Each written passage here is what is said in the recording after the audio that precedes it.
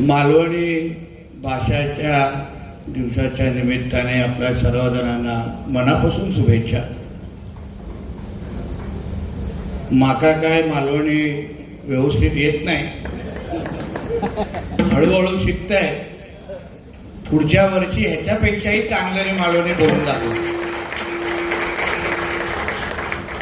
पण एक गोष्टी आवर्जून सांगेन आमच्यासारख्या लोकांसाठी आणि पुढच्या पिढीसाठी की जसं आपण मराठी भाषा भवन आज आपण बनवतोय जेणेकरून पुढच्या प्रत्येक पिढीला आपली मराठी भाषा व्यवस्थित आली पाहिजे, तसंच आपल्या कोकणामध्ये एक मालवणी भाषा भवन पण तयार करण्याची अत्यंत गरज आहे आणि ती निश्चित पद्धतीने मी तयार करण्याची जबाबदारी ह्या आपल्या ह्या कार्यक्रमाच्या ह्या व्यासपीठाच्या निमित्ताने घेत आहे।